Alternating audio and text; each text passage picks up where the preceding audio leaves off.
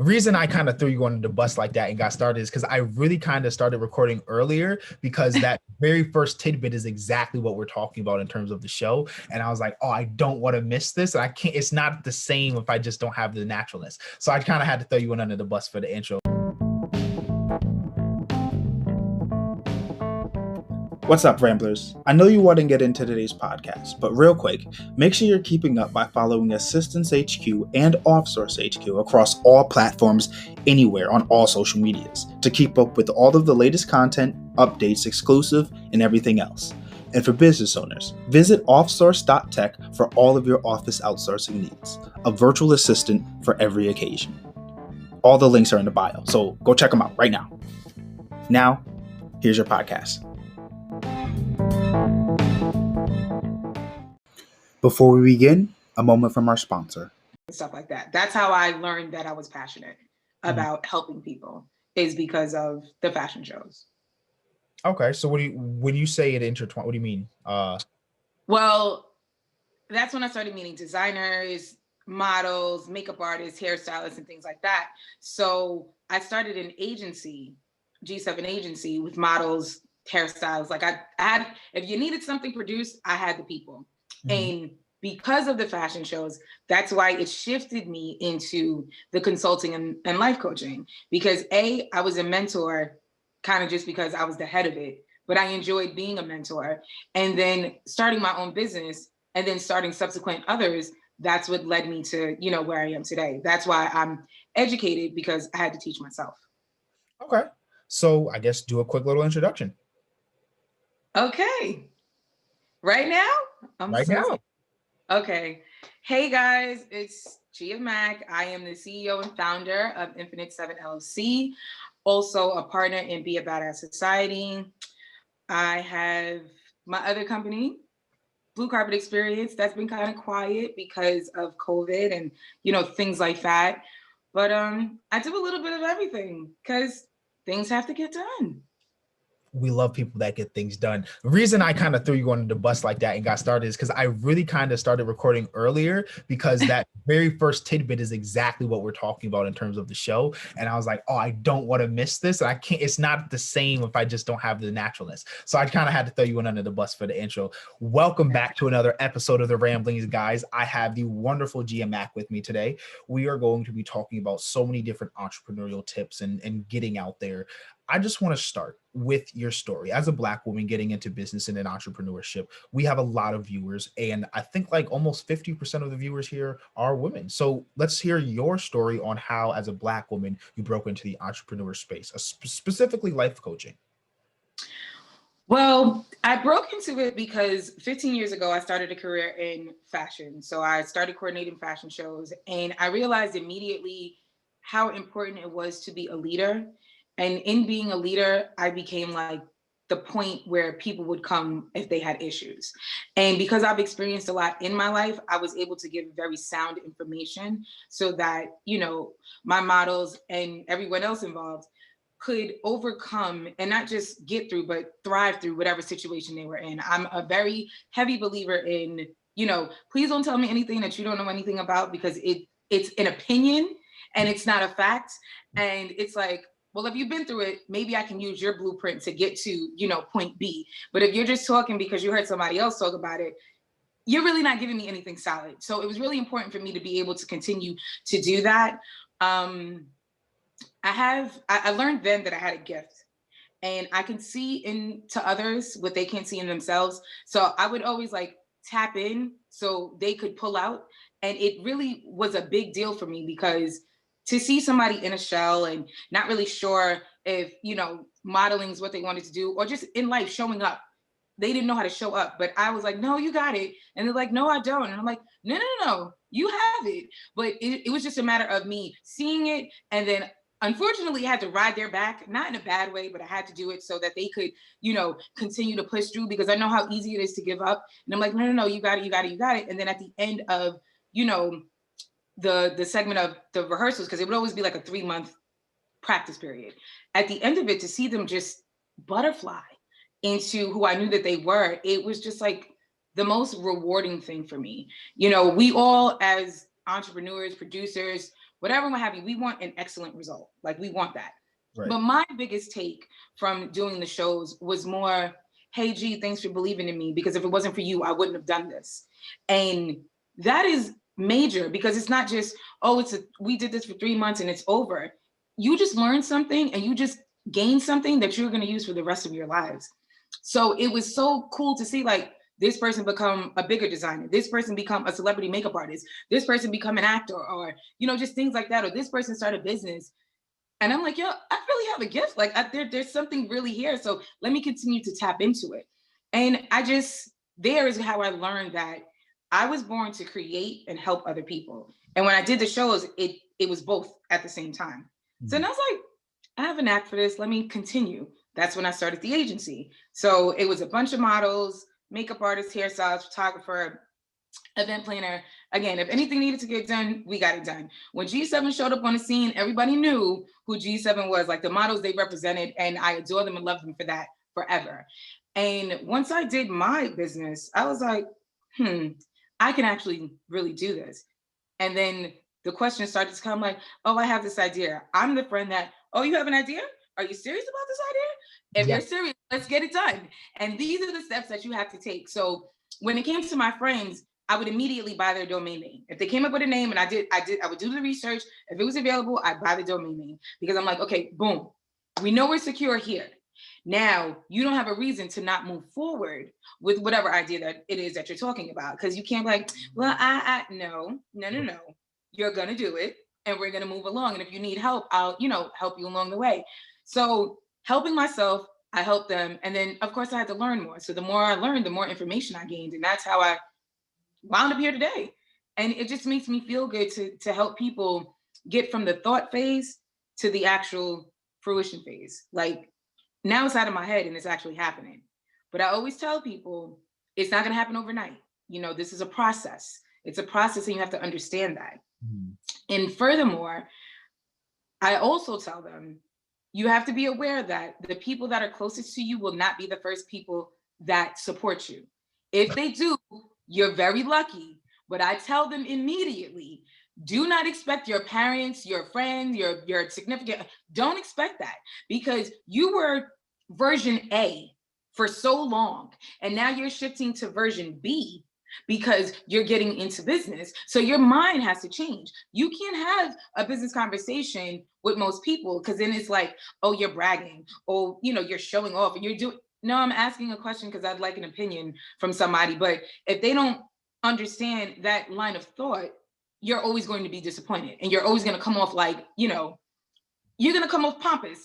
And it's not that. That's why you have to talk to other business owners and creatives so that you can bounce ideas and you guys can, collaborate and just, expand your mind. Because having the right conversation with the right person will completely open you up. And I always tell everybody, you don't know what you don't know what you don't know. And that's what, having the right conversation with the right person boils down to. So it's very important that people know, like, don't expect your best friend from 30 years ago to be like, oh, I'm so proud of you. They're going to be looking at you like, congratulations. And you'll see them support a stranger with, products or services higher price than you, but they're just not going to support you just because it's you. And people don't like to touch on that. But to me, I think it's a very valuable piece of information, because once you know, you'll be disappointed, but the level of disappointment will be a little bit less because you already expected it. Right. I like for people to go in with real expectations. We see a lot of people that are online and it's like, I make 10K every month. And it's like, yeah, no, we're gonna keep it real. And I'm not saying that you can't expand and grow, but don't think that you went to sleep and you woke up, I got an idea, I made it illegal, and now everything's it doesn't work like that. It's a lot of trial and error. It's a lot of long nights. It's a lot of crying. It's a lot of quitting. Like, nah, I'm done. I don't want to do this. And it's a lot of, being uncomfortable, because when you're uncomfortable, then you start to do things that you weren't doing before. Like, what do they say? Repeated behavior is the definition of insanity. Yes. I have to talk to other people to get other opinions because there's something that I'm missing. And don't be the smartest person in the room. Don't be the only person doing something in the room. Like, you can only grow when you gain. If you can't gain anything from the people that you're talking to, you need to question what your circle looks like, what your network is. So those are things that I find that are extremely, extremely important. That's one, as I agree in that sense. Like, I'm the person that's like, oh, if you want to get this idea done, let's get this done. Like, why are we delaying?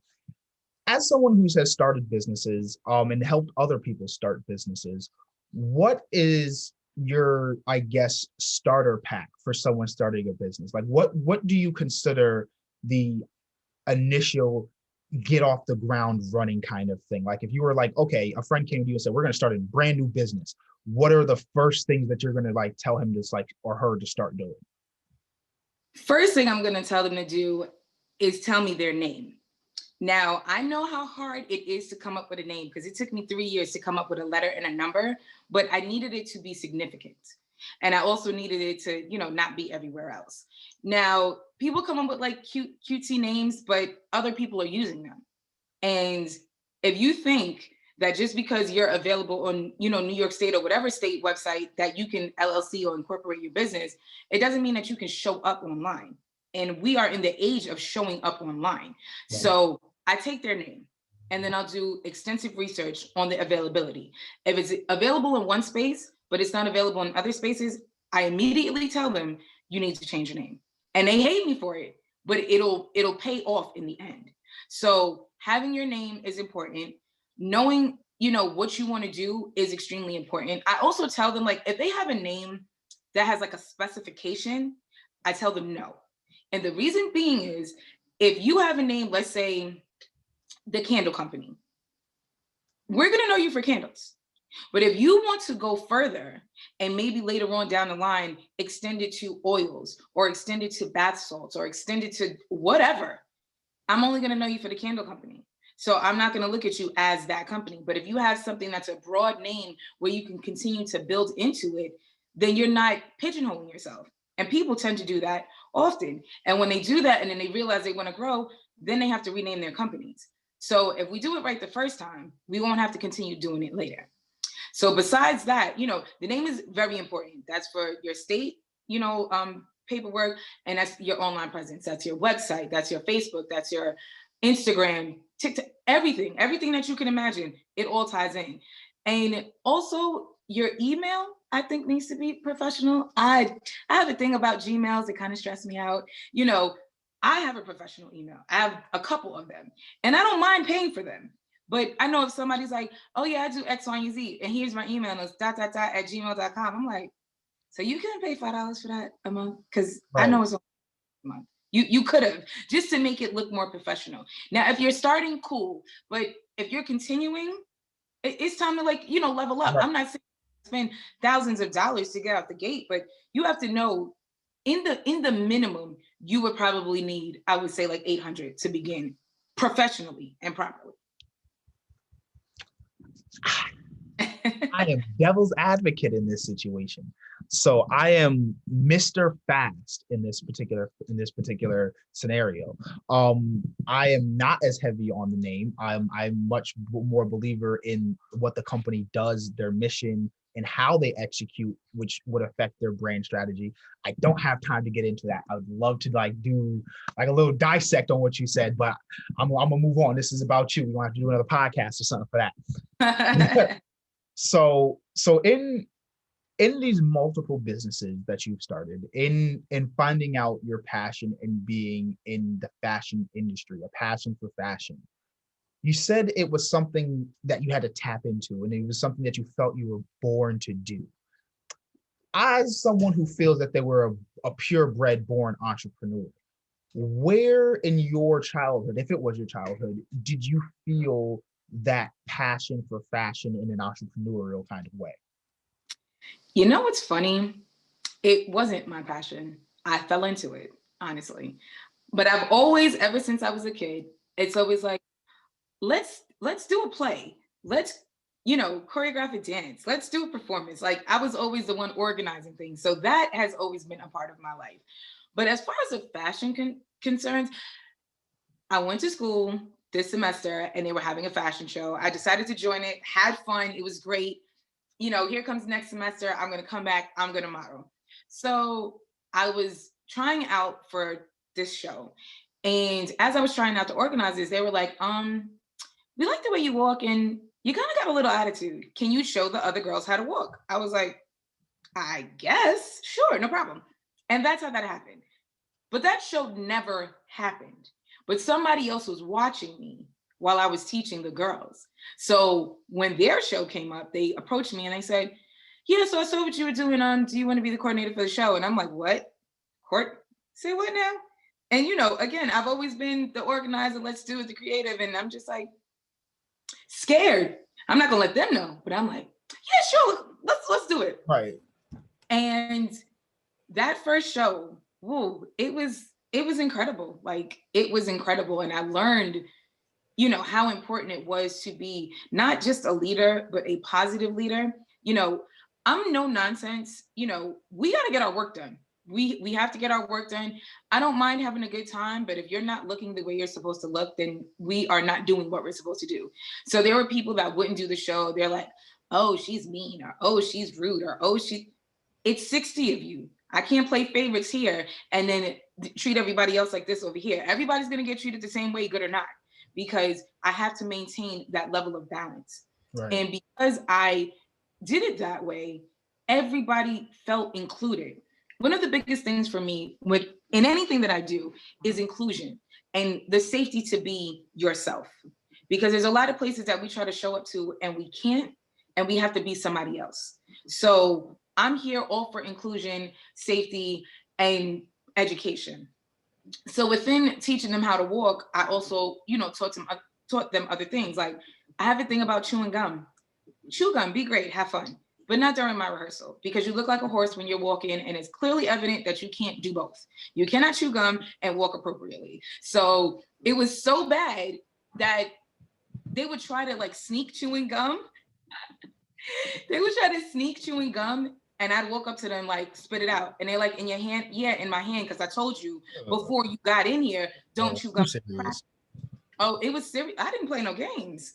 I had to run a tight ship, because you got to think about it. When you deal with 10 people, that's a lot of people. But if you're dealing with 60 people, that's a lot of people. And we're all in the same space. We're all trying to do everything and learn, and people learn at different paces and things like that. But no, we're all on the same page. So you're going to play, and then you're going to get played, because I'm going to put you out there. Everybody going to know that you didn't listen. So they would mumble and grumble, but at the end of it, they really understood where I was coming from and, why I did what I did. And, to get messages, phone calls later, like, I miss doing your shows. I used to have so much fun, things like that. That means a lot to me, because what I was doing served more purpose than, okay, we're just simply having fun. Learning discipline, that follows you through the rest of your life. My fashion shows, you had to have discipline. And if you didn't, you got kicked out. And it's been so bad that, if you had an attitude, because I didn't believe in that, I'd always tell them, hang up your attitude outside the door, because the only person in here having an attitude will be me. Because, it's too many of us for everybody to be feeling a type of way. So if we're all in here and we're all here for the same goal, then we're going to be fine. Now, if you have something that you need to talk to me about, by all means, come talk to me. And I cherish those moments. But if you just walking around with an attitude because you just think it's the cool thing to do, no, it's not happening. I've kicked people out the day of the show for their attitudes. I'll give them, I'm a believer in giving chances. There are people that they weren't 5'8", 110 pounds and could walk their behinds off. It wasn't always that. But the people that weren't that, I gave them the opportunity, because I'm like, tap in. You have it. If you're willing to work, I'm willing to give you the opportunity, because that's what I believe in. Because there's been many times where we've wanted to do things, but we didn't have the opportunity to do it. And even starting business, there were people like, what are you doing? Why did you?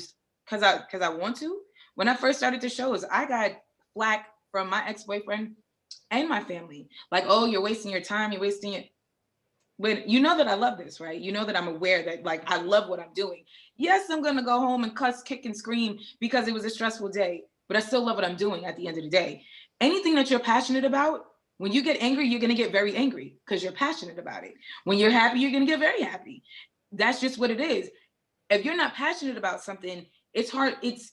I can safely say that you're not going to understand the degrees of anger and happiness that somebody that is passionate about something is Mm. doing. You're not going to understand that. And it's not something you can explain. So only another person who's passionate, entrepreneur, creative, anything like that, they're going to get it. You want to try to explain it, but I mean, it's like you're talking to a wall. Like, you'll get it when you figure it out. But I'm not going to argue with you about it.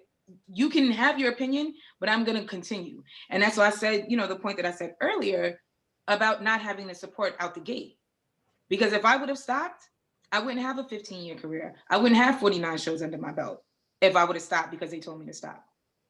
So it's important, that you stick to it. As long as it's not detrimental to what you're doing, like conducive to your life, stick to it.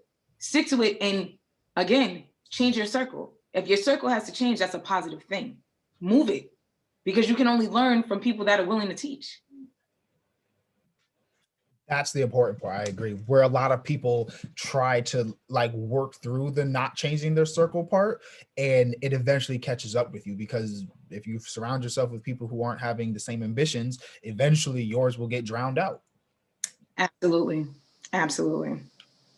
So as we like near an end, I want to ask a big question that we ask almost everybody. Okay. If you could give one major piece of advice, one, not two, not three, one piece of advice to any entrepreneur going into any space that wants to do something, what would your one piece of advice be? My one piece of advice would be to make sure that you speak to somebody with integrity when going into your business. And the reason being is you don't know all of the information, which is clear. So you need to make sure you can go to somebody that has integrity, that will lead you the right way. Because there are a lot of people out here that will take your money and you'll still be in the same space that you started. That's wonderful. I did a podcast on that. That's a great point. So before you officially head out, a shameless plug would be great. Promote everything that you have. What's going on? Do you have any programs coming out? No programs at the moment. My partner and I were working on another pop-up shop for Black History Month. We did one just on the 5th of December, and it was really, really awesome to give, vendors a platform to be out there.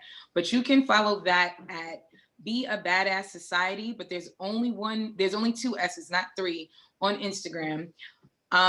Infinite 7 LLC. That's my other Instagram. And that's what we're focusing on right now. And anybody that's willing and ready to start their business, I am the human LegalZoom. So shout me a holler. I got you. We absolutely love it. Thank you so much for joining us today, Gia Mac. Send me your stuff and I'll put it all in the chat for everybody in the bio. And we are wonderful. Thank you. Thank you.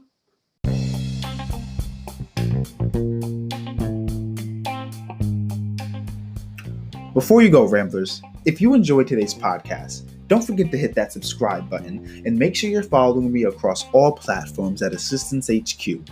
Catch up on exclusive content and keep track of everything going on at OffSource. See you in October.